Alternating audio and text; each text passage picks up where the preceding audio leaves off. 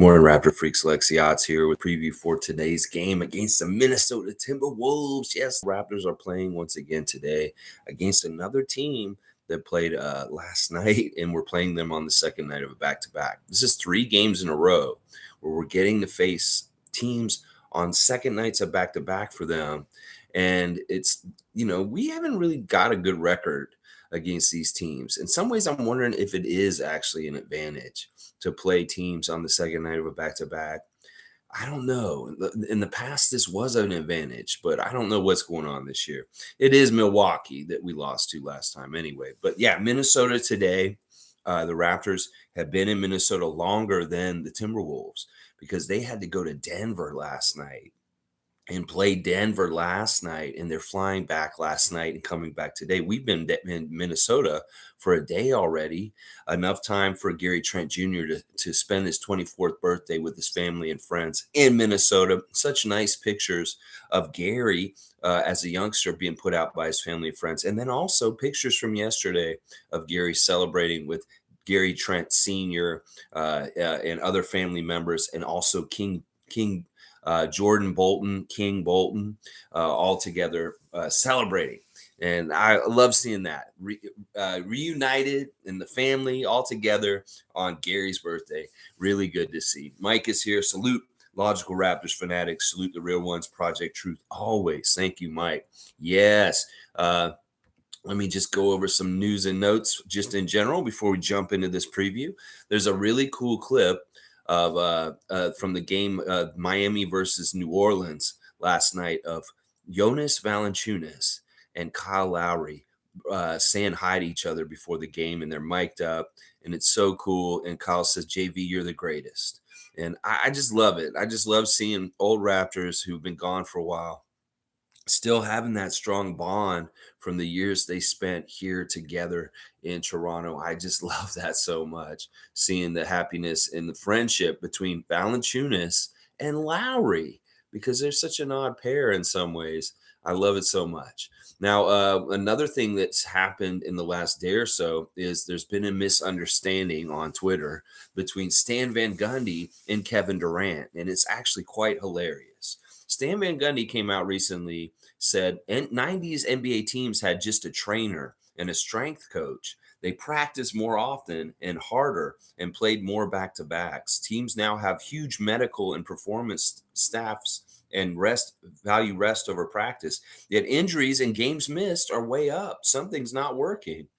And then Kevin Durant says, Stan spitting. Now, spitting, a lot of us know that means, yeah, you're speaking the truth. But Stan thought he was saying that he was spitting on people or lying. So he came at Kevin. He's saying, "No, I'm not criticizing players. I'm saying that we are getting something wrong in how we prepare and train players. We can't do anything about injuries like yours. He fell on your leg. But of all these groin, hamstring injuries shouldn't be happening as much as they are."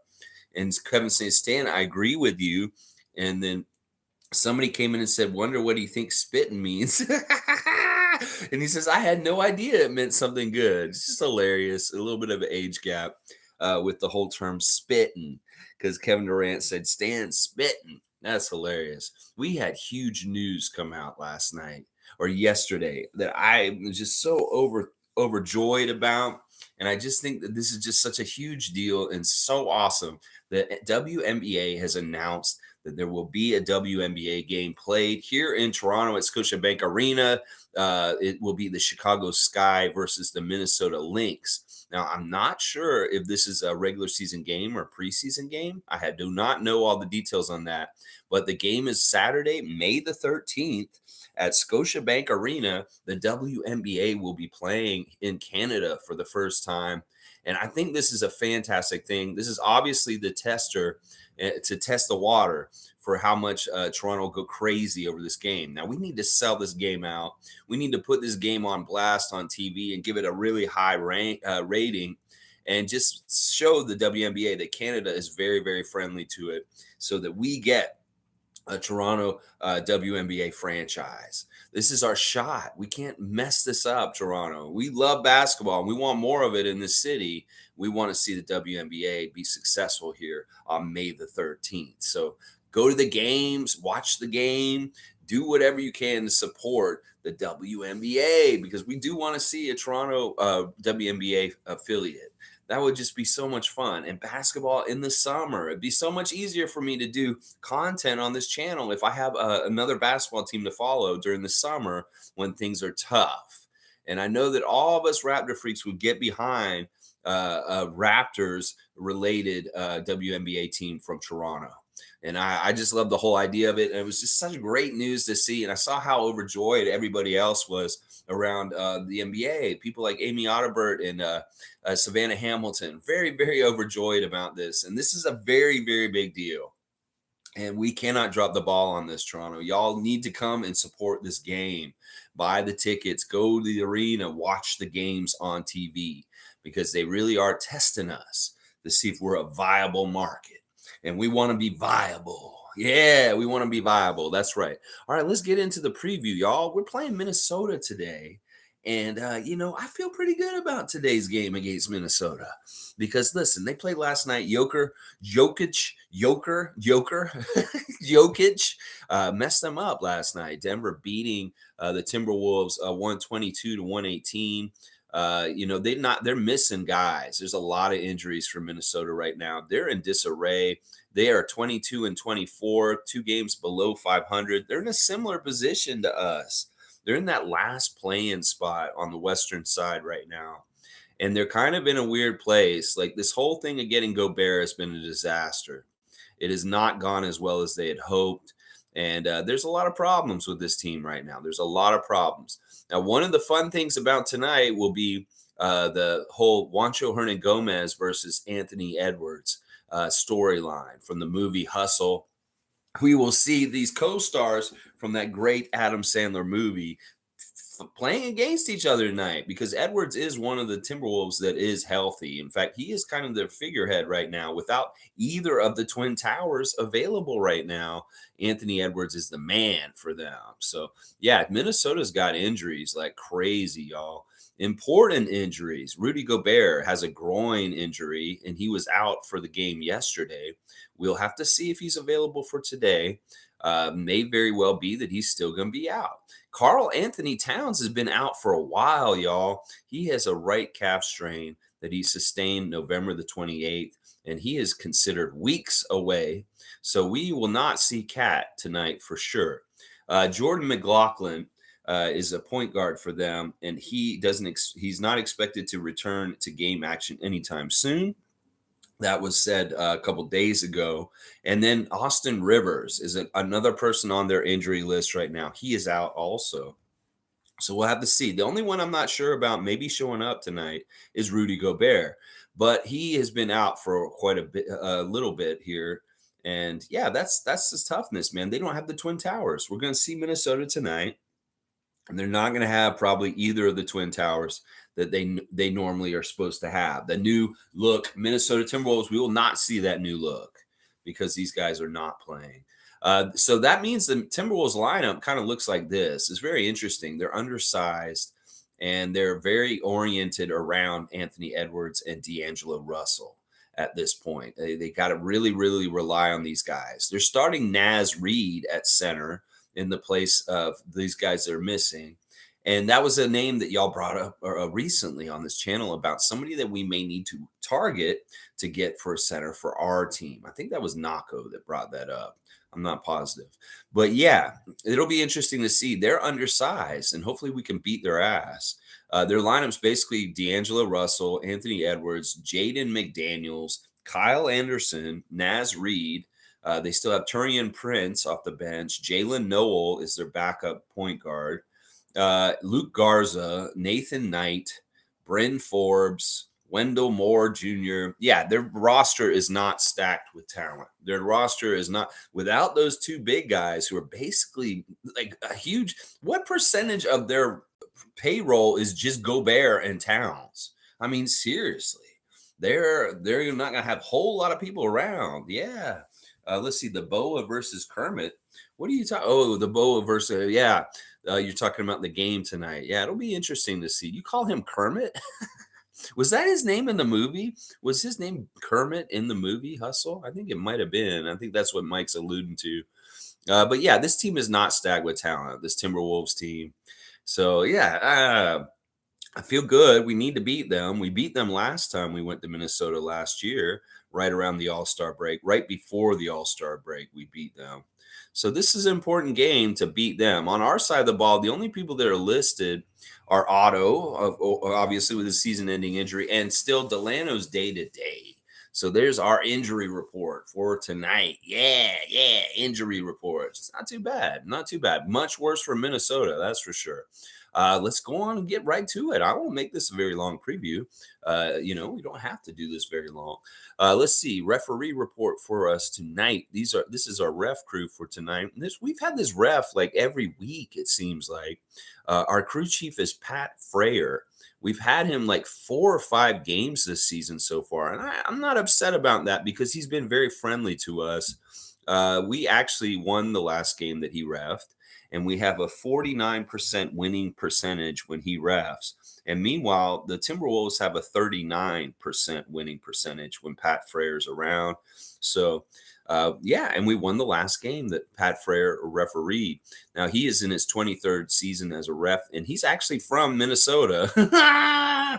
So he is kind of reffing his home territory team, which is a little, but whatever. I don't think he'll be unfair. He's very up on the up and up from what I see. His favorite TV show is Game of Thrones. Favorite movie is Caddyshack with that, Caddyshack? Listen, I should talk about Caddyshack real quick. You're kind of like the guy in Caddyshack. Are you related to that character on Caddyshack? Oh, you're different species? It's a groundhog and you're a beaver, right? Okay, I get it. Yeah, but you kind of remind me of one of the main characters in Caddyshack. Okay, all right, you can go. All right, bye. His favorite musician is Billy Joel, who played against Sue recently. Did tell her about it. Tell her all your crazy dreams. Ooh, Billy Joel. Get some Billy Joel on a Thursday morning for Pat Frayer queued up, please. His favorite book is Be a Man. He'd most like to visit Italy. He's one of these Italy guys. They just need to go to Italy. He's the guy who can sleep anywhere. That's his hidden talent. And his favorite meal is barbecue. So we just got to get the barbecue ready for Pat Frayer in this game for tonight. He is a Minnesota guy. Hopefully that doesn't matter. I don't think he's going to help Minnesota. He doesn't seem like this kind of guy, even though he's from St. Paul and, they're playing in Minneapolis. Maybe he hates Minneapolis, but he loves St. Paul. I don't know how the Twin Cities work. I don't know. Anyway, second ref is Tom Washington. Tom Washington is not a very nice ref to us, guys. He's in his 33rd season as a referee, so he will be the senior ref tonight, but not the crew chief. He is from Arkansas, but lives in Atlanta at this point. His favorite TV show is Martin, starring the great Martin Lawrence as Shanae. Favorite movie is Boomerang. His favorite musician is Brian Culbertson and Stevie Wonder. His favorite book is the Bible, and his favorite meal is salmon. So we need to get this man some salmon. We need some barbecue and we need some salmon. Do we do barbecue salmon this week just to make it easy for Pat Frayer and Tom Washington to get what they want? To get some barbecued salmon. Do we barbecue salmon? I don't know. Anyway, Tom Washington is quite the history as a referee. He has refereed all over the place and all over kind of places. He considers his most memorable NBA assignment to be his first NBA Finals, Game 4 of the 2008 Finals between the Boston Celtics and the Los Angeles Lakers. His proudest moment as an official came in Game 2 of the 2012 Finals between the Miami Heat and the Oklahoma City Thunder, when he worked alongside Tony Brothers and Dan Crawford as in the first Finals game with a 3-person crew of black referees. So that's a big deal. He's Tom Washington also is a cum laude graduate with a bachelor's degree in sociology from Norfolk State University. Now, Tom Washington, as I said, is one of the worst refs for us, is one of the longtime refs. There's a list of these guys that are all like below 45% for us. It's Scott Foster, Tom Washington, Derek Collins, and Courtney Kirkland. Tom Washington, we win 44% of the time. And actually, the Minnesota Timberwolves do better under him. They win 46% of the time. So he is the one ref out of the three that statistically favors the Minnesota Timberwolves. It's annoying. Tom Washington is not a good ref for the Raptors, just so you know. But Pat Frayer is okay. Tom Washington is not. Third ref is Dedrick Taylor, who is actually one of our favorite refs. This is crazy. He's like a 10-year ref from Miami. Dedrick we won the last time he reffed this season for us. His favorite TV show is Good Times, which is a fantastic show from back in the day. Favorite movie is Crash. His favorite musician is Michael Jackson. Because this is thriller. Yes. His favorite book is Tears We Cannot Stop. He likes to play Candy Crush. He'd most like to visit Africa. He'd like to try skydiving. He's a good trumpet player and he can juggle. And his favorite meal is breakfast. So we got kind of ambiguous things. We've got barbecue, salmon, and breakfast. So why don't we put them all together and just have some barbecued salmon for breakfast? And just bring salmon out for all of them. Because we can say salmon, you could eat it for breakfast. I've seen it out on cruise line buffets for breakfast. Is some salmon. You could just have it. So maybe we'll just serve them all salmon and say it's also barbecue and breakfast. I don't know. Dedrick Taylor also worked as a UPS driver for 13 years before he was a referee. There's a little fun fact about him. He was also an athletic specialist for the city of North Miami Beach Parks and Recreation Department. So he has a varied employment history. Now, as I said, he's one of the best refs for us statistically ever. We won the last game he refereed for us this season, and we are 74% winning when he's out there. He is number 5, the best refs for us in the whole entire league. We love Dedrick Taylor. Now, on the flip side, Minnesota only wins 38% of their games when he's around. So that's a 74-38 split for the third referee for us tonight. So there's your 3 refs. You know, Pat Frayer, fair down the line, but he is from Minnesota. Tom Washington, old cranky ass, one of the long-standing referees. He does not favor us. And then the third ref, Dedrick Taylor, is quite nice to us historically. There's your ref report. Tom Duke did show up and bring the food. He's got a beaver in a tree. He's got some fish, some barbecued fish, and then he's got an egg in a skillet. So I guess he's kind of doing breakfast for Dedrick Taylor. That's kind of nice of you there. All right, let's see. Mike saying Edward's name in Hustle was Kermit. Kermit. That's why I was thinking it. It was like I was thinking the T meme with Kermit the Frog, but then I was like, oh wait, his name was Kermit. And I remember them calling him the Bow Cruise Missile. Cruise Missile, yeah. Good morning, Callie Mayer. Would love to see lots of ball movement and cutting, hoping for OG to get back on track. Yeah, we just want OG to kind of look a more smooth, a little bit less clumsy, maybe attract the ball into his hand instead of the ball going away from his hand. I don't know. Anything like that will be helpful. I'm sure he'll look better tonight. I think this team tonight is going to be very interesting when we play them, Minnesota. They did hang with Denver for a good part of the game last night. Once again, that's a long travel. That's not a close travel. Denver, Colorado, back to Minneapolis, Minnesota. And this is part of the problem for the Timberwolves franchise is that they're kind of in the East, but they're really central, and they're not very near any of their Western opponents. So the miles that they get in the air flying around is pretty high up. But once again, like I said, they played last night. They played in Denver. They're coming back home. They traveled last night. We should have an advantage, even though they're the home team tonight. So I'd love to see the Raptors take advantage of being the team with the day's rest and a day in Minnesota before the game to get acclimated and get in that time zone and in that climate and that atmosphere and not, showing up at 4 a.m. last night after they played the Joker. And lost. Yeah, there you go. You're feeding Justin 2. Justin 2? Who? Juicin? Oh, Justin. You're feeding, the beaver. You're feeding the beaver. That sounded weird. Jimmy Pope saying, morning. I still think this team can turn things around. Don't stop fighting. I'm with The Pope of positivity, Jimmy Pope, coming in here and saying, look, I think we can still turn around every now and then. I think the Raptors are going to start winning all again. Turn around this season, make it winning again, and stop the losing. I hate it, my friend. Turn around this season. Every now and then we get a win. I got to stop with the Bonnie Tyler. I'm sorry. It was crazy. All right, yeah. Let's see. Tom Duke saying Justin needs a headband. I think he loves Gary Trent Jr. Justin Beaver, you think he needs a headband? I don't know. People were talking about getting me a talking headband yesterday in the comments, and I was like, that's weird. I don't know. I have purple headbands here. I have the old Raptors purple headbands from playoff runs of 2001.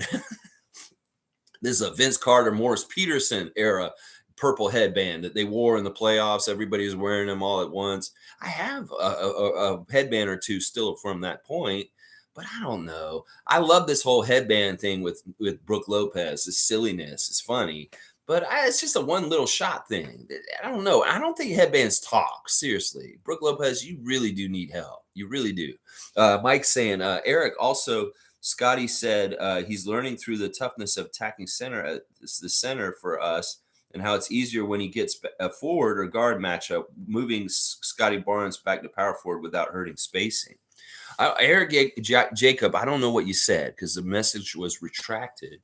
But yeah, Scotty is in his different roles. I mean, really, he can play 1 through 5. It's very interesting when he's playing 1 duties. It's very interesting when he's kind of lurking around as a wing, kind of 2-3. It's very interesting when he's kind of more power forward, but it's also super interesting when he's playing that 5, doing center stuff, playing defensive center, and also scoring as a center too. Yeah, I love all that stuff from Scotty. I just want to see him continue to grow and get better and better. And he is. He's had huge leaps in his game, just even since this calendar year just flipped to 2023. Scotty Barnes is just showing an upward trajectory and a very fast-tracked development of very capable basketball that is very dominant and overwhelming. And I love it. Good morning to Raptors superfan Monique Lawrence. Bounce back game. That's right. You know, some people here have said, I think it was Van Hoot, and his Basketball Rewind has said we cannot lose 2 games in a row. So we lost the last game. So that means we got to win this game, according to Van Hoot. And I'm with him. I'm kind of like, you know what? You're right. We can't be losing a couple games in a row. We got to make sure we win them. And this is a winnable game and a game that we need to take care of business on. Yeah, all kinds of reasons. Eric's saying we need a 7-footer that can shoot threes that fills 2 holes for us, threes and a big, and forces their big out of the paint on defense so Siakam can shake and bake. Lopez did that to us last game. I like Vucevic. Yeah, you know, Chicago may be sellers very soon. You know, they're very much right next to us in the standings, just above us. But yeah, they may be sellers because things are kind of broken in Chicago to a degree. I mean, whatchamacallit, Levine, he's already kind of said he's not happy there. And the writing's on the wall, and they're not expected to do anything special or important. Like, they can't turn it around like us, I don't think, because their chemistry's messed up right now. Plus, DeMar DeRozan's hurt right now, so they may be sellers. You know, Vucevic, I don't know if he's the right one. But we'll have to see what happens. And I like that this is, we sound like broken records the last couple of years. We need a center. We need a center. We can't ever get a center. Why not? I mean, we got Koloko. We got other guys. I don't know. We'll have to figure this out. We'll see what Bobby Webster in the front office do. Good morning to Cool Cat. Good morning, Raptor Free Crew. Excited to see how we perform today. Hope we grind out a W in honor of Gary Trent Jr.'s birthday. Yeah. I think that Gary will get up and play really good tonight. He did play very well against Minnesota last year when we visited there. And I remember that game so well because we were in a bad place at that time also, just before the All-Star break. We had lost a couple games to really shitty teams, like Charlotte was one of the teams we had lost to around then. And we were like, we got to stop this. And we just needed a win. And right before the All-Star break started. And we went to Minnesota, and Gary Trent Sr. was sitting in the front row with that nice fur coat right in the front. That was that game. And then that was also the game that Gary Trent got Patrick Beverley in his face.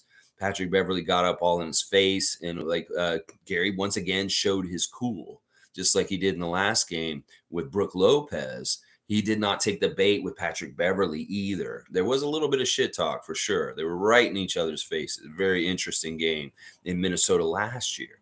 So hopefully we could just beat them again. I love it. Forgetfuls here. Morning. Fun fact. Raptors playing in the NBA's most northerly city tonight. Yeah, there's a bit of a gripe that they have with our moniker, We the North. Because they like to say, well, we're the furthest north team in the league, Minnesota. We should be We the North. I get what you're saying, but our territory runs north of your territory, Minnesota. Now, you may have Timberwolves fans in Canada right around your just north of Minnesota. In fact, I know there's Timberwolves fans north of Lake Superior, and somewhere around there where my parents had their honeymoon. What was that? Kenosha, Kenora, or something like that. I don't forget that city up there on top of near Thunder Bay. But yeah, I bet there's a few Minnesota fans up there. And I know that my uncle in Winnipeg, he was a Denver Nuggets fan, just because that was the TV that they got to see Nuggets games in their market when he was younger. But I would say that overall, Toronto has solidified control of the Canadian country to have mostly Raptor fans nationwide. We go all the way to the West Coast to Tom Duke and Shane Waters and these guys over there. And then you go all the way over to the other end, Halifax. We got them over there too. So even though that is the northernmost city in the NBA geographically, I think our territory seeds higher in latitude than them at a certain point. So yeah, we still the North, baby.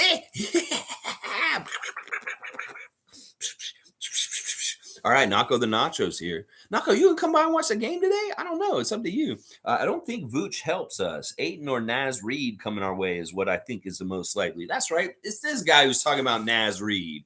Well, let's give Naz Reid a tryout tonight and see how he does.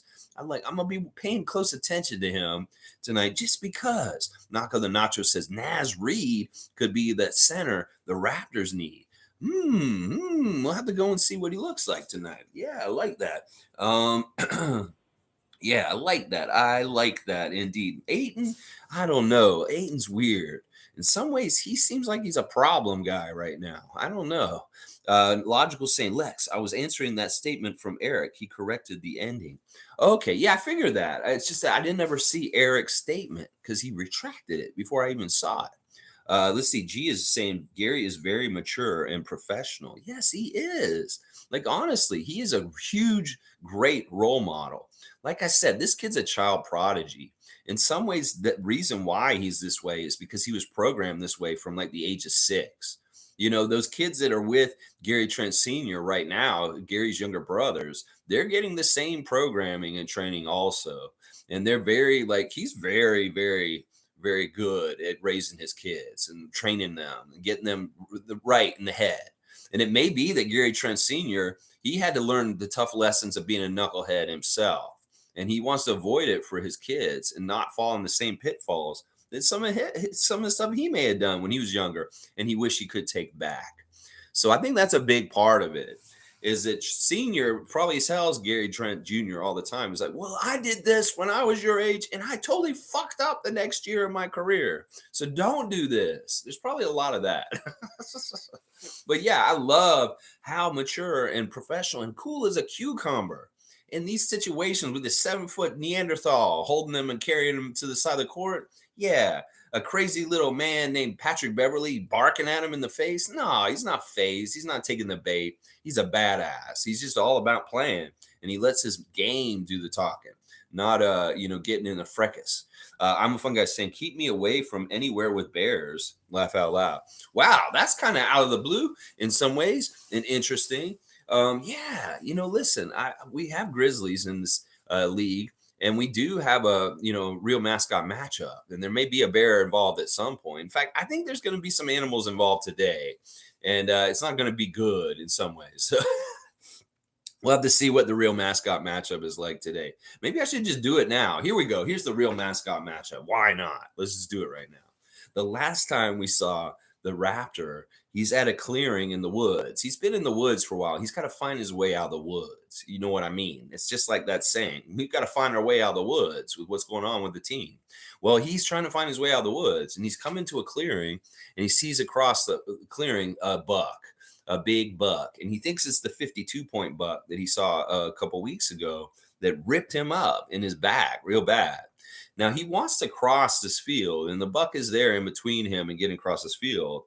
And he's trying to maybe not get noticed by it because he really learned his lesson, getting scarred up and getting nicked up by that buck before. So he's really trying to slink by it. Well, it smelled him because in some ways you could smell that have really good smell. And it charges him, and it does get him. Yeah, it does get him. He almost gets by, but it's not the same buck as the one before. This is a smaller buck. It's not the big, nasty one that got him from before, the 52-point buck. This is a smaller buck, but it still does win and gets him.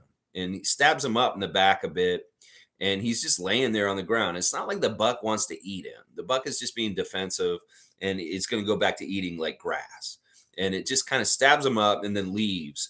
And the Raptor's laying there on the ground in this clearing, and he's bleeding.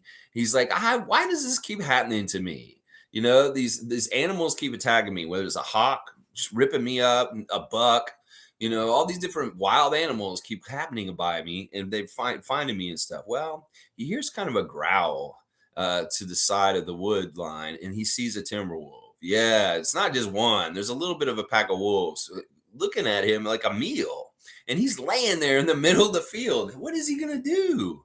Is he going to get tore up by a pack of wolves? Now that he's already been cut up by this buck and he's already hurting and bleeding, is he going to get more tore up by this pack of Timberwolves? I don't know. We'll have to find out next time on the Real Mascot matchup. He's in a bad place. He's in the middle of clearing. He can't get away from them, and they are circling. They're all around him. Let's see what kind of thing happens with him, and maybe he can get out of this situation. We'll have to see. Next time, Real Mascot matchup. Bam, bam. All right, let's see. Jimmy Pope saying, I might have delusional optimism, but this team made the playoffs, and if not for injuries, it could have been a good series. I know this can be a winning team. Whatever's missing, I hope they find it. Yeah, see, Jimmy, I don't think you're delusional at all. I'm with you. This is actually based on pure basketball science, that this team has a lot of known quantities that are very, very good that we just aren't getting the best out of and not working them together in the way that they're most effective and efficient and optimal level of performance. That we still have to find that to strike the right balance and the right everything. This team will work. It's just that we've had a bad string of luck with different things this season. And you're right. We had a little bit of bad luck in the playoffs also that really hurt our first round against the Sixers last year. And we could have done way better in that situation too. I know these guys are good. I've seen them when they play good and they're on it. And that is not anything different. This is the same team. So it's just they've needed to get back on the right track and get things going in the right way again.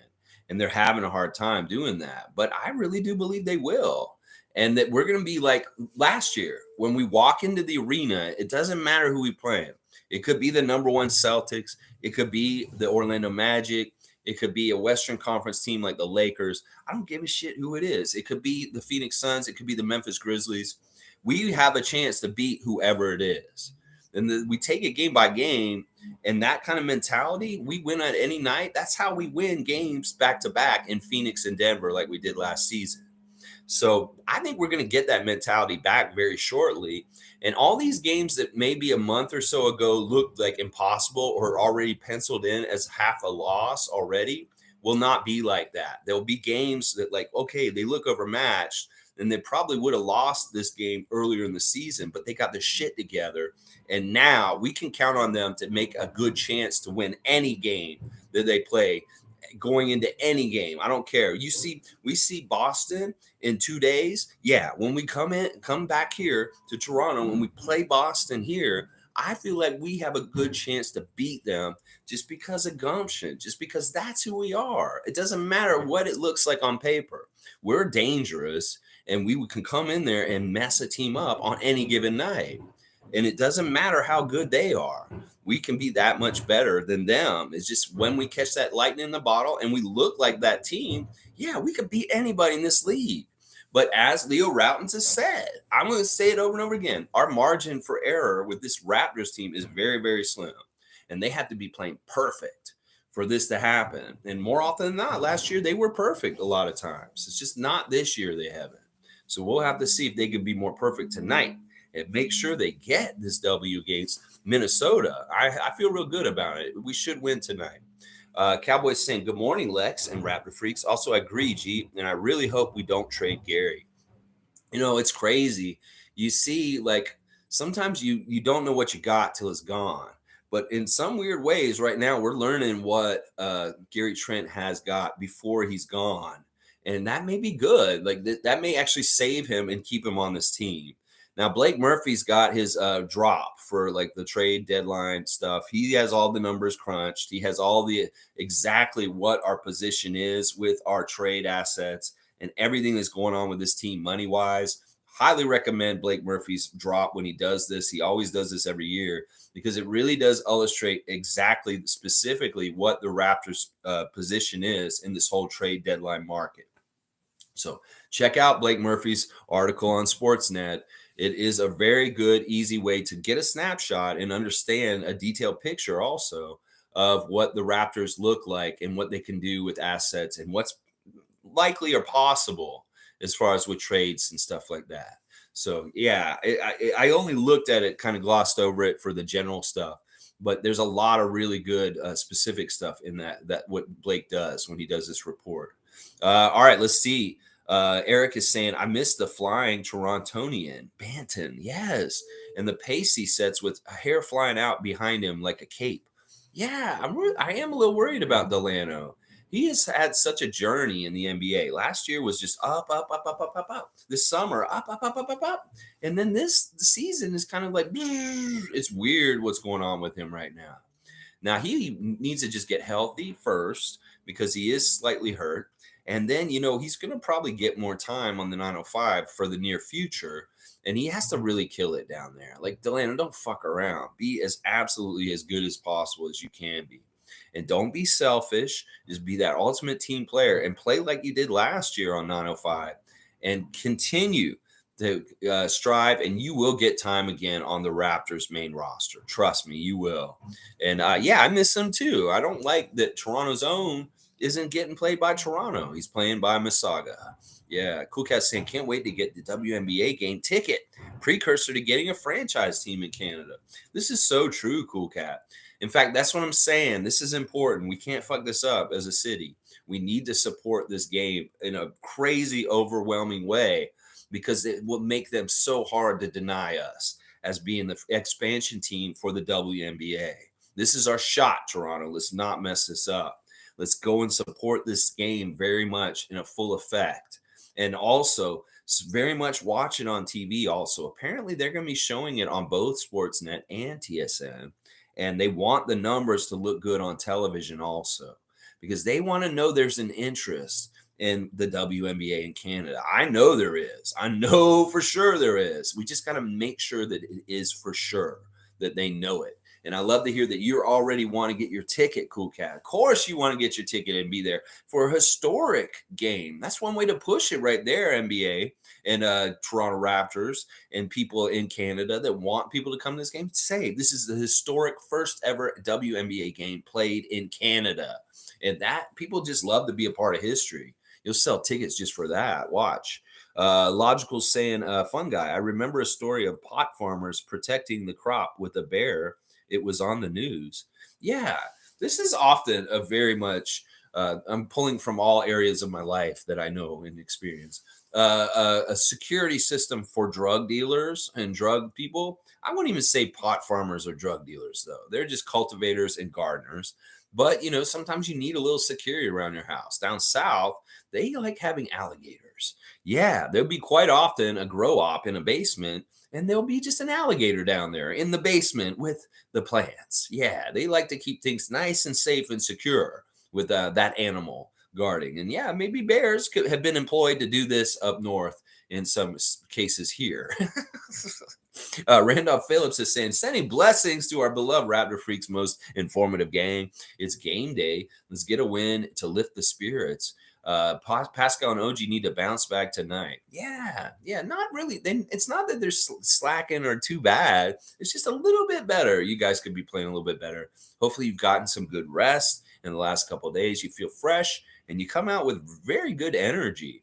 I just want to see OG playing fantastic defense on Edwards and, hit those threes, OG, please. And Pascal, if you get aggressive at some point in the game and you go off and get like 10 or 12 points in a row, I won't be upset. We'd like to see that tonight also. Carlos is here. Good morning to Carlos. Good morning, community. So happy to see you, Carlos. As always, it's nice to see you. Fiercey's here. Good morning, fam. Looking forward to the game tonight. Sending the boys positive vibes, especially OG, as he seems off the past few games. Yeah, he's just a little off. Just his body rhythm or something's just a little off with him. Hopefully, he can dial in, make the threes, and just play some really, really good defense. Monique is saying, Lex, a lot of fans say the first game of the WNBA preseason won't be sold out, and some are even complaining about the food pricing. Love what Kia had to say. Okay, that's interesting. That's a little bit weird. Okay, so this is a preseason game. That would make sense. It would be just like the NBA when they do like preseason games in other markets just to test things, like Edmonton for the Toronto Raptors this season. Well, you know what? If it's a preseason game, that's fine. It still counts. But we'd like to get a regular season game, and that probably would mean we have our own franchise. But this preseason game is a good first step. A lot of people say that first game won't be sold out. Well, let's prove them wrong. Let's prove them wrong. Seriously, there's all kinds of people that will want to come to this game. Trust me. And these are cynical people that say this. In fact, listen, I want to talk about something that the WNBA has to deal with that the NBA doesn't, and that's toxic masculinity. That's just men that are like, oh, whatever, I won't watch it. It's not entertaining. Oh, it's not any good. They're not as good. So why should I pay money to see them? Oh, I don't want to watch them on TV. It's women's and stuff like that. We need to get past this. There's some really good qualities to the WNBA. It's a more fundamental game. It's more team oriented, and there's a lot of fun, exciting things that happen in that league. And some people just dismiss it because they're chauvinists. They're just assholes. They're just male chauvinists. And somebody who said that, oh, they don't think that this game will sell out, that may be people that think that way, that are very much chauvinists. I think that there's a very, very, very, very much a curiosity and an interest in the WNBA here in Toronto. I think that there's already a market here that will embrace it and fully support it in a strong, strong way, better than a lot of the WNBA cities that exist right now. And that they're going to find this out when this game comes out. I'm not worried about this at all. The novelty of it in the game happening in May, that's actually really good because people may be a little starved, want to see more basketball around that time. I love to see the Raptors still playing in May at that time, but who knows if they will be. And we may be ready for a WNBA exhibition game with Chicago and Minnesota. So, yeah, that's interesting. They just talk about the food prices. Well, whatever. That's always been a problem at Scotiabank Arena. Food prices, beer prices, parking, all that kind of shit is always going up, and it sucks. And I don't know what Kia Nurse said, but listen, it's just awesome. It's just really good for the sport of basketball in all kinds of ways. It's not even just for women's basketball. It's just good for the sport of basketball. Fiercely saying lots of female Canadian talent. It would definitely be inspirational for them. I will try to take my daughter to the game, and she's a baller. See, that's what I'm saying right there. The Carter effect had such a huge influence on this country, and it didn't just have influence just on young men. This had an influence on young women, and people like Savannah Hamilton and Kia Nurse played a lot of basketball because of the Raptors, partly. So it's like this effect, it makes it even more like, listen, ladies, you know what? Listen, you can see your favorite women's basketball players play professionally and earn a living that way. And you can do that too. And the effect of that happening with younger generations, like Fiercely Salsera saying her daughter is a baller, who knows the Canada effect in that kind of way. We're going to get better in men's Olympic basketball and women's Olympic basketball. And I'm excited for it. I'm really here for Canada embracing a national sport that was invented by a Canadian more and more. And the WNBA opening the door and possibly coming up here up north is a really good progression of the basketball in this country. And I love hearing that. I mean, that's what I'm saying. We want to inspire people of everybody, men and women, to be able to say, you can do this. And the WNBA itself, just the entity of it proves that. It just proves that. Oh my gosh. I'm so excited about it because, and honestly, I want to see a WNBA game where Britney Griner plays here in Toronto. I want to see her play now. I am more interested in the WNBA partly because of the tragedy that happened to her last year. Because it's such a great story of overcoming. I want to see her back out on the court and kick some butt. There may be some positive side effects to her incarceration in Russia last year because it'll draw more attention to the WNBA in general because it's a high interest story.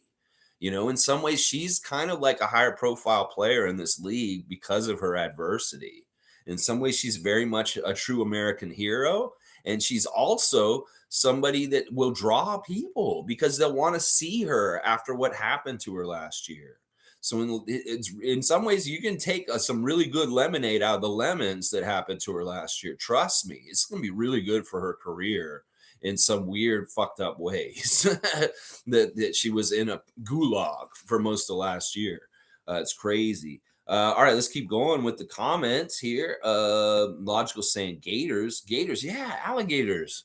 You can get these like 10-foot alligators in your neighborhood when you're growing up down there, Mike. Yeah, I lived in this neighborhood in Tallahassee, and there was a drainage pond just near my street. And us as little kids, we'd go out there and play. You know, we'd build forts in the trees, and we'd play like guns and like run around hiding and shooting and stuff. It's just my playground, basically, as a kid. It's this big field and woods and a drainage pond. And well, we like to be around that pond, but there were alligators in that pond, and we did very much have to be very wary of them. Most of the time, they stayed away from us, but if they got too close, you could hear them hiss, and yeah, that made you real quick be like, okay, where is it at? And we are going the other direction. Yeah, yeah. Boston Sports is here. Good to see Boston Sports, a friendly Boston fan who is always very respectful. What's up, freaks? I hope you guys win tonight against Minnesota. So you're feeling great with the Green Machine coming to Toronto on Saturday. That's right. He wants us to have a win, so we're sated. And we're not that hungry when the Celtics come on Saturday. Yeah, I understand your strategy here. I'd like to get the win tonight and get the win against you guys also. I mean, listen, that's a game we can get up for on Saturday. The number one team in the Eastern Conference, woo, give us a chance to knock them off the top just for one night and win a game against them. A little bit of bragging rights, a little bit of good feeling. You know, it's real good to get good feeling beating a top team in this league. The Raptors know this, and we will be trying to do that on Saturday. Yeah, so you just come and bring it. A jabroni, as The Rock would say. Yeah, respect Boston Sports, and we'll see you Saturday. Seymour saying WNBA Toronto team name. I don't know. I thought about this a lot. We talked about this last summer. We did a little bit of a Thursday think tank on this, and my favorite name was the Toronto Tri-Tops. And I only just because it kind of incorporates with the Raptors dinosaur motif, something like the Toronto Tri-Tops. And I like the tri as kind of like, it's a Triceratops dinosaur, the actual like mascot, but it's also kind of like that tri-tops. It kind of has a nice alliteration with Toronto, and it's also those words are great. Like you try hards, you try, and you get to the top, and you're tops. So I don't know, tri-tops. I don't like Triceratops, but I like tri-tops as a shortened form. Toronto Tri-Tops. It kind of sounds catchy. That's my push on it, but who knows? I'm sure they have all kinds of different names, and they may not want to go with the Raptors dinosaur motif for a WNBA team here. They may want to go with a totally different kind of like mascot and identity altogether. But in some ways, I think it might be smart. In some ways, they don't want to do that because they don't want it to seem like it's a team that's junior to the Raptors. I don't know. They treat it so different in the different markets. Like in Chicago, their team has nothing to do with the Bulls. They're not even owned by the same company. And they have their marketing has nothing like the Bulls marketing. So it really is a case by case. But then you got something like the Lakers, their WNBA team very much looks very much like the Lakers with everything that they do and their colors and stuff. So we'll just have to see how they go. Smart for them to tie them into the Raptors and the Raptors' popularity as much as possible. And I don't know, tri tops. That's the one I like. That's the one I kind of pushed last summer. Monique saying, as I said yesterday, Timberwolves are an up and down team. I feel great about tonight. Yeah, they really are an up and down team. They've won a lot recently, but they've hit an injury patch just in the last week or so, and they're losing a little bit more now. But they had gone on a pretty good little overall win streak in their last 8 games. I believe they've won like 6 of their last 9 games recently. So that's not horrible. But of course, we've been winning very well too. We've won like 4 of our last 5. So, or no, wait, not 4. Yeah, that's right. 4 out of our last 5, something like that. 4 out of our last 6. I don't know. Seymour saying, I can't stand Boston teams. Celt, Pats, Bruins, Red Sox. Yeah, Seymour, I'm with you. Fuck the Red Sox. Fuck the Bruins. Fuck the Pats. Yeah, fuck all those Boston teams. I'm with you. I hate all New York teams and all Boston teams. I do. And that's because of the geographical positioning of Toronto in sports leagues and them being division rivals in almost all sports. Yeah. Leafs and Bruins. Red Sox and Blue Jays. Yeah, that's what I'm talking about. This is a real rivalry. And Boston teams, yeah, it's because Boston sports is in here. I know, Seymour. I know you got that wrench. You're okay. You can be a sheriff if you need to. Boston sports fine. He's fine. He's just in here saying he wants to see us on Saturday, and he will see us on Saturday. Yes, you will. I'm a fun guy saying if I was Griner, my next WNBA contract would be hundreds of millions because she brought massive attention to the WNBA brand. That's what they say. No publicity is bad publicity. It's all good publicity because it's just publicity. And she's getting like attention. So many people know her name at this point. She's the most famous person in the WNBA at this point. And, they could really capitalize on that notoriety in certain ways. And I think they should do it respectfully, responsibly, and celebrating her as a hero. Seriously, a lot of people in the States think she's some sort of drug addict, messed up like person. They don't like her because of her sexual orientation. They don't like her because she's a person of color. They don't like her because she did like a little marijuana thing over there and say, oh, she did the crime. She needs to do the time. Fuck that. That shit is not illegal in most places around the world at this point. And it was really a trumped up full shit kind of like they took her as a political prisoner when they started a war kind of thing. And anybody who hates Britney Griner or thinks she should have been rotting in a Russian jail still, you're fucking un-American. That's what you are. You think you're American. You may think you're a patriot, but you're a fucking un-American because you're leaving an American behind because you didn't like how they were or who they are. And that is the most un-American you can be. America is for all Americans. And she's an American, and she just deserved just as much to get saved and brought home, just as much as any other American that's being held across in other places. And you know what she did when she came back? She came back and advocated on behalf of other Americans that are still out there. And she said, this is good that I got back, but there's still other people out there that we need to get back on other places that are being held in places also right now. So that's what I'm saying. People that came down and said, oh, they shouldn't have traded her for the butcher of arms or whatever, arms butcher motherfucker.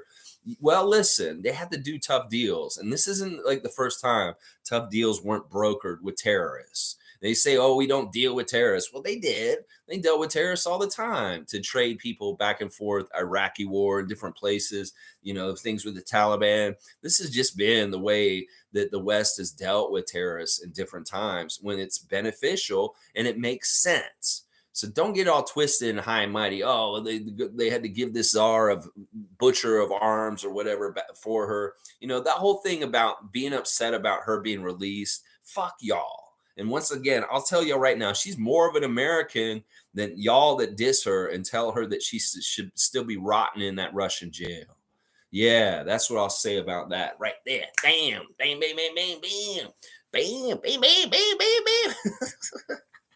But yeah, seriously, the WNBA could really get a lot of notoriety by a byproduct because of what happened with her. Mike saying Toronto Lady Raptors. Yeah, that's not going to fly, Mike. That's not going to fly. Somebody said recently, if you start calling women that play sports the ladies, that's kind of demeaning. And I kind of see where they're saying like that. Yeah, that's not going to fly right there. We did this stream last year in the summer when I was struggling to make content. What would we name the WNBA team if it came to Toronto? And there was some really adult answers that did not fit. And you're kind of borderline getting towards some of these ones. Like I think somebody actually did say Toronto Beavers. And there was a couple of answers like that. And I was just like, yeah, that's just make it sound like what it sounds like, first of all. And kind of like, yeah, that's not really appropriate. And so let's see, Toronto Dinos, it's kind of bland. Toronto Lady Huskies. Yeah, no, anything with lady in it, Mike, just strike it. Just strike it. And the Huskies very much are already a known team name in women's basketball. And you can't go near that. We don't want to go near UConn and the stuff that they've done with their history, with their women's basketball team. Huskies name belongs to UConn. And that's college, I know, but there's no reason to bring it on our side. And I mean, I know it's a homage to our very first team name in 1946 in the first year of the NBA. We were the Toronto Huskies, but it still doesn't work here, I don't think. So, yeah, we're going to have to come up with better stuff, Mike. Forgetful saying complicated subject, but I wonder if ball diameter should be adjusted to reflect WNBA hand size, average hand size, versus NBA hand size and proportionally smaller hoop, etc. No, I mean, listen, they want to play it the way they played it all along. I don't know if there is a different size ball. I thought there was. I think there might be, Forgetful, that their ball might have just a slightly smaller diameter, but I may be wrong. Don't quote me on this, but I don't think the 10-foot rim should be changed. I think that should stay standard. The 10 feet for the basket is very important in basketball, just in general. That is just the right height for everything as far as the way we've gauged it and the way we put it. And that Lisa Leslie and people like her that have dunked in the WNBA, they want to keep it at that height. And I don't know if it's like all the flashy dunks and stuff is what would be more attractive. If there were more women dunking in the WNBA, I don't know if that would make it more attractive. The thing to me that makes the WNBA so attractive is the passing, is the sharing the ball, is the putting the ball around, and just the fantastic plays they come up with, and the great shooting and things like that. But yeah, I don't know. There are different ways they could probably market the WNBA better and get more people involved. One of the biggest ways I think that they could do better with the WNBA is if they had more fantasy WNBA available for people. Like Yahoo and ESPN do not really do fantasy WNBA. And I think that that's hurting the league in some ways because there's degenerates. There's people that don't even care and don't even watch the games, but would love to play fantasy sports. And they may play fantasy WNBA, and that's a gateway into getting interest in it and learning the players and learning all about it. This is a huge thing that they're dropping the ball on. If you want to get men into the WNBA, make it a fantasy game. And people will start playing it. People that don't even care about basketball will start playing it, and they'll know the players that are in WNBA. This is the way I learned the NHL. This is the way I learned the NFL, is playing fantasy and having to crunch the numbers and getting involved and having your own personal stake in it. So I think this is a huge area that they could get more attention is if they could just make WNBA fantasy more attractive or at least out there. I don't know where to find it. I'd love to play it. This summer, I'd love to play fantasy WNBA, but I don't know where to find it, people. So get this together, Yahoo or ESPN or whatever fantasy sites that do fantasy sports. Get it, fantasy WNBA, more mainstream, and you will find more people finding it and watching it. Trust me. Raymond Jacobs saying, what do you think of the name Toronto Beavers? I think that's what you said last summer, Raymond. You were the one who said Toronto Beavers last year, I think. I mean, listen. All right, listen. We have a very, very partial person that says that's a great idea, Toronto Beavers. But listen, phrasing is very important here. Like, what do you can see? The beavers go to the hole and stuff like that. I don't know. There's a lot of pitfalls you could fall into, and a lot of uncomfortable conversations with children and their parents if you name your team the Toronto Beavers. So this is a no, and it's even a no from Justin because he understands that just doesn't sound right. Toronto Beavers. So no, no. No, no, you can go. All right, go. All right, yeah. Toronto Beavers ain't gonna work. Ain't gonna work. Monique saying 905 celebrating Reggie Perry, Player of the Week. Yes, let's give some shine and go vote for Reggie Perry for G League All Star team. He is the Eastern Conference Player of the Week for the G League, and I love it. Reggie's had some great 30-point games recently, and that's part of the reason why. They haven't all added up to wins, and there have been a lot of turnovers. But I will say, Reggie, congratulations. And yes, vote for the NBA All-Star and the G League All-Star team today and get those votes in every day. The Mighty Beavers, Raymond Jacob. No. Just strike it, okay? I know we live in Canada, but that is the wrong nickname for a WNBA team. No, sir. Cowboys saying Toronto Trudons. What is a Troodon? Is that another kind of dinosaur, Bradley? Mike saying Toronto Six Claws. Six Claws. Six Claws. Six Claws. Six Claws. Sex Claws. Sex Claus, sexy Santa Claus. Oh no, Mike, you got to really think about this. It's kind of like when you name a kid. You don't want to name a kid a name that can be like changed into a funny name all of a sudden, and then they're like getting bullied. So it's like we really got to think about this name correctly. And there is a very wide gap of falling into an inappropriate name with this naming. Trust me. Oh my gosh, having Dino Hand with 6 painted claws. This one is the one, in my opinion. No, Mike. Sex Claus. We're going to go cheer on the Sex Claus tonight. Yeah, it's not going to work. Raymond Jacobs laughing his ass off. I love it. Fun guy saying FanDuel used to have WNBA betting just like 2 years ago. Never caught on, but I won quite a bit playing it. Cool. I like to hear that, fun guy. Yeah, I'm not even talking about betting. I'm talking about just like what we're doing on the Yahoo. It's just like Yahoo Fantasy. Can we get WNBA this summer? And can you just put in the infrastructure, make it and build it, and just keep playing it year after year? You're going to help the growth of it. It may be that it's very calculated. They don't have fantasy sports for the WNBA because they're trying to hurt it. Maybe fantasy sports has something against the WNBA. They're like, no, we're not going to do WNBA. Nobody's going to want to play that. I'm not going to do all the work to set up all the stats and the infrastructure for a Yahoo WNBA fantasy league. Well, fucking do it, Yahoo. Seriously. If you don't, ESPN, you should do it. Somebody needs to do it. All right, let's keep going. Cowboys saying, yeah, it's a dinosaur. It looks like a smaller raptor. Okay, a Troodon. It's like a smaller raptor. Troodon. Troodon.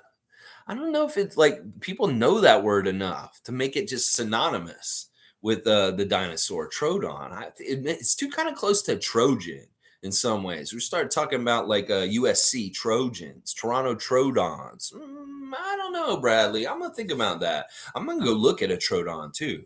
Monique saying that Blake Murphy piece, heavily deep. So good. It's always good. Mike, Blake always does this every single year. He's just really good at illustrating cap stuff. He's just really good with the numbers and getting it all exactly, putting it right in front of you so you can see the whole scenario and picture of the current situation with the Raptors and their cap space and their ability to make moves and stuff. Yeah, I appreciate Blake for that. That may be the best thing he does all year, honestly. He does such a great piece on this, and I really do appreciate him for it. Mike saying, F it, go Toronto T-Rexes. T-Rexes? Maybe. I still like tri-tops. Think about it with like the Raptor has the Raptors look, the red Raptor, the mascot. Now, what if we had like a different color for them? I know this is starting to get like a little bit like Barney's little sidekick, the female Triceratops, right? Maybe worried about don't make it look too much like that, or maybe that's why it's not a good idea is because like that was like Barney's little buddy, the orange Triceratops female character. Maybe that's not right. I don't know. This will be tough, but good people will figure this out. You know what? Who should figure it out? The children. Once again, this is the time honored tradition of Toronto and basketball teams is to ask the children, what do you want to name this WNBA team? You know, what do you kids think we should name this team? And maybe they'll have a name that has to do with dinosaurs anyway, because they like dinosaurs, and that's how we got named the Raptors in the first place. So I bet you that's what they'll do.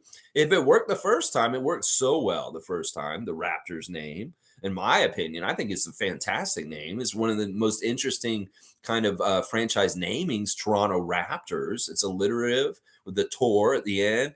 And it's just so cool. And it's like we got on this whole kind of like motif. And just think about all the fun stuff we've been able to generate with our mascot being a dinosaur. So I don't know. I think the kids shown that they know what is best when they named the Toronto Raptors the Raptors. So maybe they need to decide the WNBA's team name. Yeah, I think the children should know. Yeah, kids are very creative and can indeed find interesting names. Yeah, yeah, I dig this so much. And I think this is the right way to do it. Let the children decide. All right, let me just see if there's any more I want to go over. I'm just over an hour right now. We'll make this not a too terribly long preview. I did all my stuff already this morning. Let me see. I just want to note that Chris Ford passed away. He is a former coach of the Boston Celtics. He was 74 years old. I was a big fan of Chris Ford when he was coaching the Celtics around that time, just because I thought he was a really good coach, and I had his basketball card, and I was a kid. And he's kind of just like a no nonsense kind of guy, somebody that I could respect. So rest in peace, Chris Ford. Sad to hear your passing this week. Not happy about that. Look, checking in on the fantasy league. Tom Duke is still number one in the Yahoo Fantasy League. He's trying to win this Vince Carter autographed UNC jersey that I have here from Isaac Campbell. And Tom, you're looking good. Still on track to get that jersey. I like that. Real quick, the injuries for tonight. It's looking like they're not going to have their Twin Towers from Minnesota tonight. Anthony Towns is out for sure. There's a good chance that Rudy Gobert's out. Okay, he's day to day. They just updated it. He's day to day for tonight. They updated it while I was on the air here. So he's day to day. Austin Rivers is also upgraded to day. So that we'll have to monitor whether Gobert is available for tonight and Rivers also. Jordan McLaughlin is out for the Timberwolves as well as Towns. On our side, Delano Banton is day to day and Otto Porter Jr. is out. Our referees for tonight are Pat Frere, Tom Washington, and Dedrick Taylor. Pat Frere has been a referee for us quite a bit this year, and we've had mostly wins when he referees, luckily. So we don't mind him, although he is from Minnesota. Tom Washington is not a friendly ref to us. He is not a nice guy. He is the oldest ref tonight. And then Dedrick Taylor is one of the nicest refs in the whole entire league for us. We love you, Dedrick Taylor. And yeah, we hope that you have a lot of good calls for us to help us win the game tonight. Yeah. Let's see. Raymond Jacobs saying, no, it was because Jurassic Park movie came out and it was really popular at the time. If the team came out when Titanic was released, we would have been called Toronto Titanics or Icebergs or something. I disagree with that, Raymond Jacob, because kids did not watch Titanic. That was not a children's movie. It would be whatever children's movie was out at that time. So, yeah, I get what you're saying. And yeah, that is true. That was right around when Jurassic Park came out, and that was the culture and cool thing. But still, kids are savvy. And there may be something going on with things right now that we don't know about that will work really well. So I have no problem with the kids naming it. And just because of Jurassic Park, that's nothing wrong with that. Forgetful saying Toronto's strong. Like the team is strong. Well, there's the strong. Look at those strong women. The strong women. Yeah, the women of the strong. I don't know. I don't know about that. Forgetful. I don't know. Strong. It's kind of like alludes to like when the Boston Marathon bombing happened and they started saying Boston strong afterwards because we are tougher than this awful tragedy that happened at the Boston Marathon. We're all Boston strong. That's kind of where that comes from. I don't know. We don't want to be copycatting off of something like Boston had. Like that is kind of what that was. Carlos saying Toronto Sixers. Yeah, that's a big no. Whoa, you don't see the problems with that, Carlos? You do not see the problems with naming the team the Sixers? No, we don't want to have Toronto Sixers. I know there's Ontario Clippers now, but no, we don't want Toronto Sixers. That's not a good one. Mike's saying WNBA Toronto T-Rexes play into Jurassic Park. Outside setup, they could use that thread to get some boom off WNBA playoffs. Toronto Frozen. Laughing my ass off, Raymond. Yeah. Toronto Frozen. Yeah, I don't like that either. We don't want to, look, we've seen how bad our shooting problems are with the Toronto Raptors this season. We don't want any kind of cold motifs. We want them to be hot.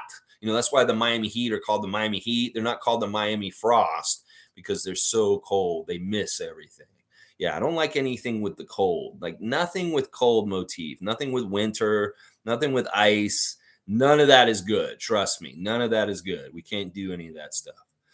T-Rexes, yeah, maybe. I still like tri-tops for the reasons I said. Like tri isn't that word, and it has to do with like effort. And then tops is kind of being on top and winning. So tri-tops. And then you got that cool horn, and it's a different dinosaur than the raptor, but it's still a dinosaur. So you can still do Jurassic Park and all that kind of stuff. So fun guy saying Toronto Black Bears. I mean, that's weird.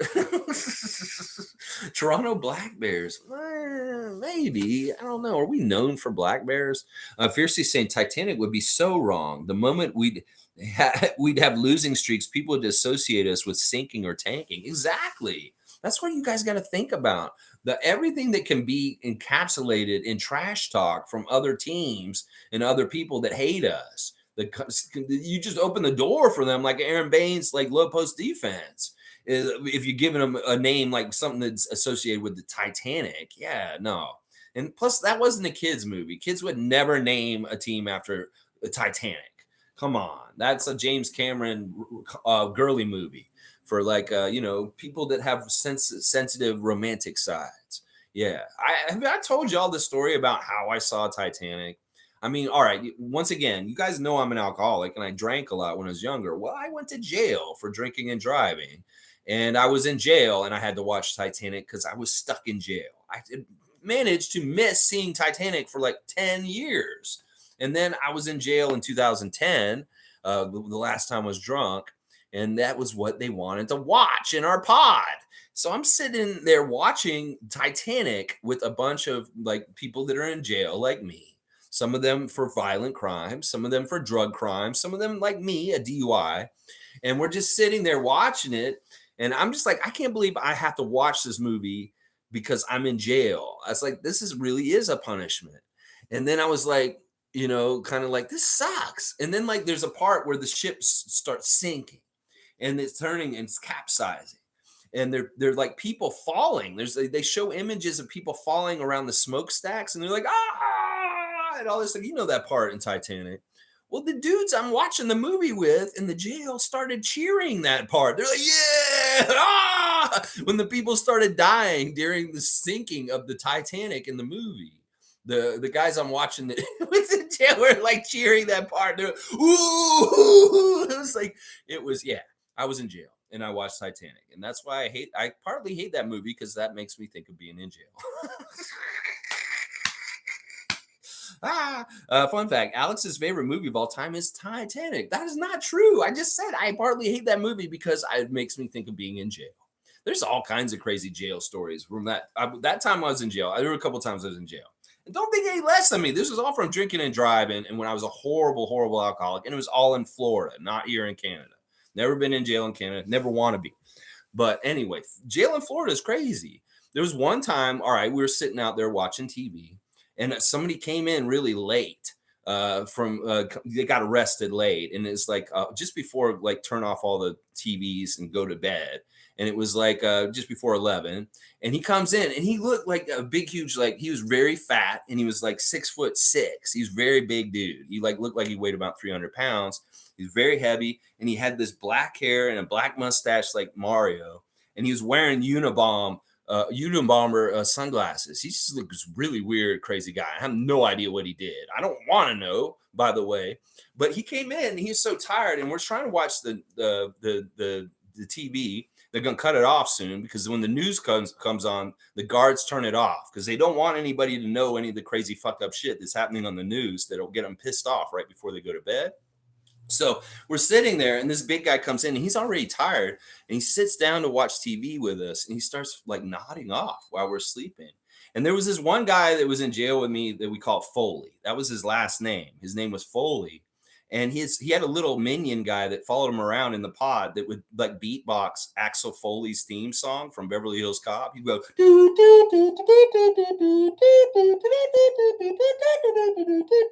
yeah, he would do that for him. He was like his own background music when he'd walk around just in the jail pod. He's like Foley had music, and it was Axel F from Beverly Hills Cop. Well, Foley was a prankster, and he was also kind of the guy who was running that pod. In fact, he became friends with me, and he protected me while I was in there.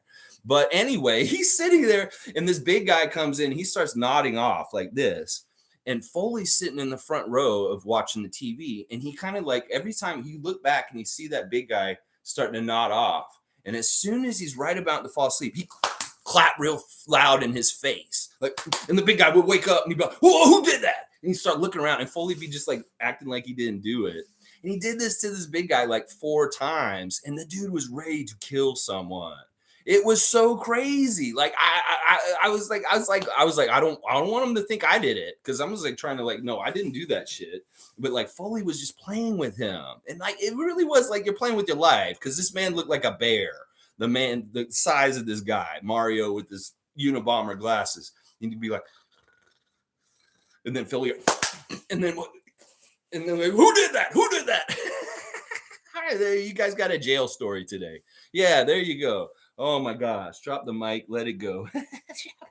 What is he saying? Okay, I'm saying Toronto Frozen. Yeah, that's a horrible name, Mike. That is a horrible name. You can't see what the problem is with naming a basketball team the Frozen. You cannot see the problem. That's a very bad one, because kids went crazy for that movie. And imagine the team naming it. They would be Toronto Frozen or Toronto Elsas. Yeah, no, man. Come on. Let it go, Mike. Let it go. Let it go. That's what Raymond Jacobs saying there, too. I see that, Raymond. I'll represent that. All right, let's see. Cowboys saying, have a great day, Lex, and Raptor Freaks, have a great day. Also, I watched the Lopez video after work yesterday, and you killed it. Thank you, Mike. Bradley. That was fun. And you calling Nurse? Laugh out loud. Let's go Raptors W. Yeah, hopefully I'm calling Nick Nurse tomorrow, because they beat the Minnesota Timberwolves tonight. That's right. Let's get in there and mess them up tonight. Gary Trent Jr. in your home city. You go and mess up the Timberwolves. Do it in front of King Bolton, so he's big and smiling and say, oh, you're going to get big money, really, because you're playing so good. And I love it. Yeah. Fun guy saying, love the jail stories, laughed my ass off. But how I was trolling with the Toronto Black Bears. How about Toronto Syrups? I don't know about that either. Syrup's not really the most exciting like name, and it's kind of slow and sticky. I don't know. That's like slow as molasses, slow as syrup. I don't think that'll work, man. I don't think that'll work. For real thinks the stories are fire. All right. On that note, thank you for watching me today. If you enjoy my channel, please like, comment, subscribe. And let's go Raptors. Let's beat the Timberwolves tonight. I think once again, one of the big important things that we need to do is get the rebounds. I like it when we out-rebound the other team and also get less turnovers. This is the keys to winning. Sure, I'd love for us to outshoot the other team and shoot a better percentage. Yeah, but that's not always likely with us. But maybe it can be tonight. D'Angelo Russell is a high-volume shooter that does not shoot a high percentage for the most part. And I don't know how Anthony Edwards has totally been doing recently. He has had to been the man for the Timberwolves with guys being hurt like Anthony Towns and stuff like that. So we'll have to see what happens tonight with this Minnesota matchup. I think it's a very gettable game, and the Raptors need to take care of business, be very professional, be very much on the jump from the jump ball right away, and play a great defensive effort the full 48 minutes. And you can win this game tonight, Raptors. I believe in you. Plus, it's that Chris Finch, Nick Nurse matchup. Bam, bam, bam, bam. That's right, Finch. We're coming to see you. And that's right, Anthony Edwards, a.k.a. Kermit. That's right, Juancho, a.k.a. Bo Cruz, is coming to meet you in your gym tonight. And you start talking some trash to him in front of his little daughter, and you'll see what you get, Anthony Edwards. That's right, you will see what you get. Tom Duke likes the name Syrups. Of course you like the name Syrups. You have a vested interest in 100% Canadian maple syrup. Mike saying, it's all good. It's a joke. Nothing real. It came off wrong. Clearly, I'm not being serious. Okay, good. I didn't. I know, but I have to react the way I'm going to react to it. And Toronto Frozen, that's a really bad name. Really, really bad name. I'm making a funny observation and explain it. Toronto Frozen isn't really a team name. Yeah, we never want it to be a team name. Now, maybe that's a good name for hockey, for a hockey team, the Toronto Frozen, but not for basketball. Have a good one. Go Raptors. Thank you, Tom Duke. And W Stream Monique. Go Raptors. Thank you, Monique. You know what? Listen, Raptors, I'm going to hype you up real quick right now. Listen, you got Bo Cruz, a movie star, who's going up against another movie star, Anthony Edwards. Listen, bam, bam, bam, bam. We got to get that Oscar of a win tonight. Bam, we can get that. Yeah, OG Anunoby, you are not a clumsy man. You are a very astute and smooth, like a gazelle. You are going to play so smooth tonight. Pete Pascal, you're going to wake up and you're going to just dominate the game tonight. Fred VanVleet, continue your excellence. Scotty Barnes, we just want to know more about who you are and what you will become as an NBA player, because it's very evident it's special. And we want to see more of it. Toronto Talons? Talons? Maybe. Toronto Killer Bees? I don't know about that one either. I do like this. Now Raymond Jacobs got Let It Go stuck in his head. All right, Raymond, when you get a song stuck in your head, just sing Happy Birthday and complete the song, and it will erase whatever song's in your head. Just sing Happy Birthday, interrupt it, and just sing it and complete the Happy Birthday song, and you will not have a song in your head anymore. That's a little trick I learned a long time ago. All right, y'all. Thanks once again. Raptors, let's get this win. Let's beat their ass. I can't have this pack of wolves ripping into the carcass of this Raptor in this open clearing. Y'all need to beat this. Y'all need to beat the odds and beat this, because I don't want to be having him making lunch for these wolves coming on him in this clearing in the real Raptor mascot matchup. No, we can't have that. The Toronto Wagwan fam. Yeah, I like this. Wagwan fam. Yes. For the culture. I'm all about that. That's great. I'm a fun guy. All right, y'all. Have a great day. I'll see y'all tomorrow for the reaction to the game tonight. Hopefully, big dubs, baby. Big dubs. Let's go. Be great for. That's right. Big dubs, baby. Let's go, Raptors.